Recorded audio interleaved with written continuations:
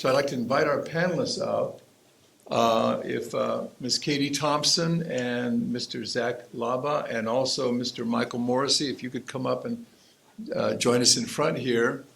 And we're going to ask each one to come up and speak briefly, 5 to 7 minutes, share with us their thoughts and views and inspirations, ideas, and some solutions perhaps to the crisis we're in culturally here in America. And then after that, we'll open the floor to Q&A with them and with the entire group. So why don't we first invite Katie to come up? Hello, everyone. My name is Katie Thompson. I am the Virginia State Director for Heritage Action. For those of you who aren't aware, Heritage Action is the activism arm of the Heritage Foundation, doing cutting-edge research. Our foundation does cutting-edge research for the conservative movement, both at the state level and nationally, in terms of policy writing and policy research.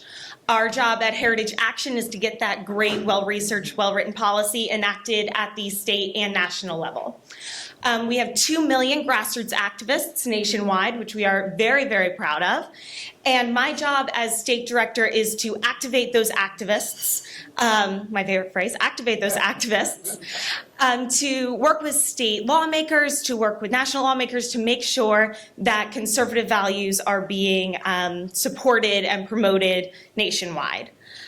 We work on 7 policy areas. We work on education freedom being our #1 priority in Virginia this coming session, along with election integrity. Those are Virginia priorities. But we also do a great deal of work countering the communist threat with China, working to stand up to big tech, secure our border, to safeguard life, and to counter ESG policies.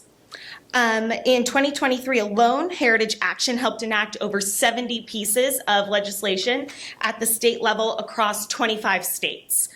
As we continue to move forward and we move into this next session, we hope to expand that and get a number of key pieces of legislation enacted at the state and the national level. In terms of what I'm here to talk to you about today, what can the states do to really get into the education space and make sure that our students are learning what we want them to be learning, and that the left cannot take over and put their ideology into our students in the classrooms where they should be their safest. We are doing that through a number of pieces of legislation. First and foremost, education savings accounts throughout the country. Education savings accounts have become more and more popular because, unlike vouchers or tax credits, they give parents the freedom to invest in their child's education with the specialized resources that their child needs. As we know, the needs of students are incredibly diverse. There are as many solutions that will help a child as there are children in the nation. And as a student who had an IEP in the Fairfax County Public School System, I know how much this kind of individualized education can mean to a student. These education savings accounts are not one size fits all. They allow parents to invest in tutoring, in curriculum for home use.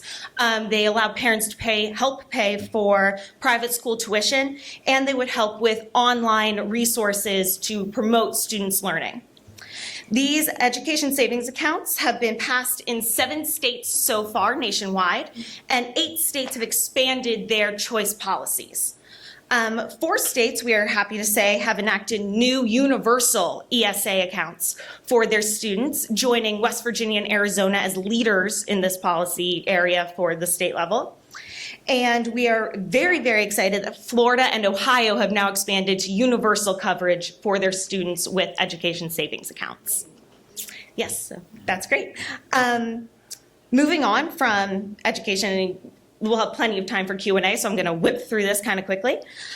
We also promote parental bills of rights, which would make sure that the state is required to state that the parent and guardian of the child is their first and foremost caregiver, and that the state cannot, and the education system cannot fill that place in a child's life. You, as the parent or the guardian, are the primary caregiver of those children and should remain such. We also are promoting the Given Name Act, written by our foundation experts. The Given Name Act would require anyone working for the school system to use the name on the birth certificate or a derivative thereof. So I can be Katie, even though I'm Catherine, that's fine. However, they cannot deviate from that name without written parental or guardian permission. Yes. It would also, yes, it's great. It would also require the school to use the pronouns given by the parent with that sex-based pronoun based on the birth certificate as well. And, which is fantastic for us, my favorite part of this piece of legislation is that no teacher or administrator can be punished for using the pronoun based on the biological sex of the child. So yes, even if the school administration would like the teacher to use something else, the teacher cannot be punished for going with what the pronoun would be or the name would be for the biological sex of the child. Yes. We have had growing success with the parental bills of rights. More than a dozen states have passed them. And moving into this next session, our Given Name Act will be a huge priority for Heritage and Heritage Action. In terms of national level issues, we have had recent huge success countering President Biden's new Title IX rules. So for those of you who may not be aware, Title IX not only covers female sports, which is near and dear to my heart as a former college athlete and a coach for high school sports now for female teams, but Title IX is also the adjudicating piece of legislation that allows college campuses to fairly adjudicate sexual harassment and sexual assault cases on campus. President Biden's rule stated that all facilities, scholarships, sports teams, etc., would have to be open to anyone based on a gender identity, but it also, yes. It also stripped away all clarification and all due process that we had worked so hard to put in place for protecting sexual harassment and sexual assault cases on college campuses. President Biden's rule would have significantly hurt a great number of people.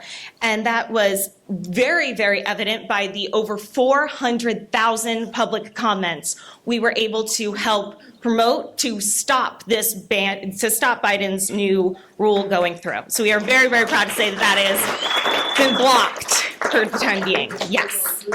Yep, it was a very, very big victory. It is an issue that we will continue to fight wholeheartedly, and an issue that is one of very, very few we have a great deal of support on from both sides of the aisle.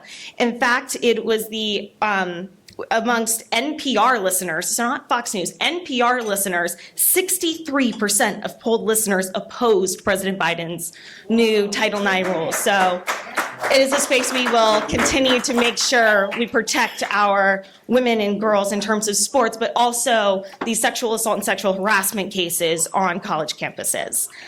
With that, I will turn it over to our next speaker, and I will look forward to your questions in the Q&A. Thank you. Thank you very much, Katie. Thank you very much. At Heritage Action, we have, amongst our 2 million grassroots activists, we have what we call our Sentinel program. And our goal with our Sentinel program is to find not only the activists, but the leaders amongst those activists, and training them and equipping them to go into the places that they are passionate about, into inner cities, into rural communities, on issues that they think are of particular importance, because as we all know, it takes an army to create change at this level, right? Training them and equipping them with all of the policy knowledge, with the leadership training, with the networking training to create the change in their communities, because they know their communities best. We as a national organization are not going to know exactly what one single school district needs more than another school district 2 miles away, but the parents on the ground know, the activists on the ground know, and they have the networks and the capability to do that. So what our Sentinel program does is to further train and equip those activists and those leaders to be more empowered and more capable in those communities to go in and create that type of change. Thank you.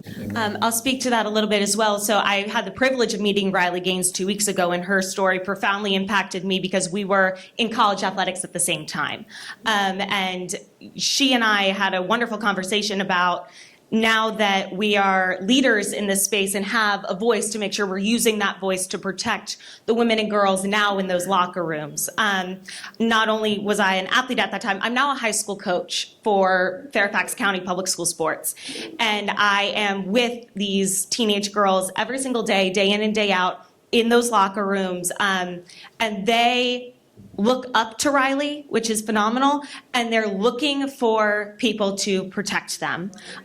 They do not want boys in their locker rooms, which should be self-evident. And Riley said something very profound that stuck with me, was she looked around and for the first time, Dad wasn't protecting her. And that stuck with me, and that will always stick with me. My mom used to tell me all the time, and I tell my girls this all the time, you're born with 2 ears and 1 voice for a reason. You should listen twice as much as you speak. And I think that as we continue to push forward in this space, for the first time, both sides of the political spectrum are speaking with one voice on this issue, that everybody is coming together saying, we need to protect our young people. We need to protect our children, and that should be the first priority of everyone in the world, frankly. So, thank you. Okay. So one of the things that we've discovered working within our networks and with all the grassroots that we deal with on a regular basis is there's a huge silent majority that do not see bridges going forward. They're trapped in the school system, they're trapped in the medical system, they're trapped as parents, they're trapped in so many different ways. And what they're looking for is a bridge and a direction to go. And when we've worked with the youth, we know they're terrified in school between trends and fitting in, between being safe to go to the bathroom or locker rooms and all these different places.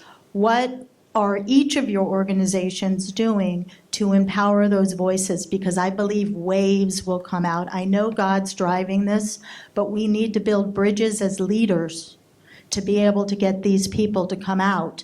And they will, as soon as we get them there. So can you guys just give me a brief summary of what you're doing directly to help all the people that are trapped in these silent boxes? So we also run school board trainings for school board candidates in conjunction. So that is part of it. But the huge legislative push that we're doing right now is with this Given Name Act. And in addition to ensuring that the parents know what name is being used in their schools with their children, a huge piece of this that speaks to your question is protecting those teachers and administrators from any potential pitfalls and fallout for sticking to their guns and using the pronouns and the name on the birth certificate that they know to be correct and to be right and to be what their faith tells them is correct. So it's legislation like that and protecting, whistleblower legislation protecting them and the Given Name Act. We also have a portfolio of model school board legislation that we have free for everyone on the website who's running for school board or on a school board that gives a list of policies that they can implement. Legislation's already written. You don't have to reinvent the wheel, but here you go, model legislation to get into the schools and to protect at that local level. But the Given Name Act will significantly empower, or should help significantly empower teachers to use the pronouns and use the names without fallout. The medical issue is kind of woven in and amongst our 7 policy priorities. We don't have a specific policy priority listed on our 7 priorities for medical, but it's in and amongst several of the others. To my knowledge, we don't have a specific piece of legislation, but our foundation is constantly working on those issues, doing all the necessary research to further the model legislation we do have. The Given Name Act is relatively recent in the last session, but I believe that's something that we are looking into, but I would have to check to make sure.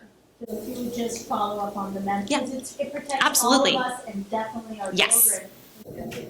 Yeah, I would add on to that a little bit, and that if you look at the literacy rate in our country, it is staggeringly low. And if you look at the arithmetic scores, it is staggeringly low. And as history has taught us over and over and over again, if you are not able to read and you are not able to write, you are at the mercy of those who can. So getting into our schools and having educational reform has to be where we come together and start, because if we do not educate our children properly, they will be unable to think for themselves. And we can tell them whatever we want, but if they cannot learn to go forth and to listen to people of all walks of life to think for themselves and understand and then speak with a voice about what they believe, then by the time we're all gone, they won't know what to do. So it really has to start with educational reform and getting into those school systems and making sure our kids can read and write, that our kids are protected while they're there, and that our kids grow up and become the leaders that we need them to be. Yeah, let's hear a round of applause for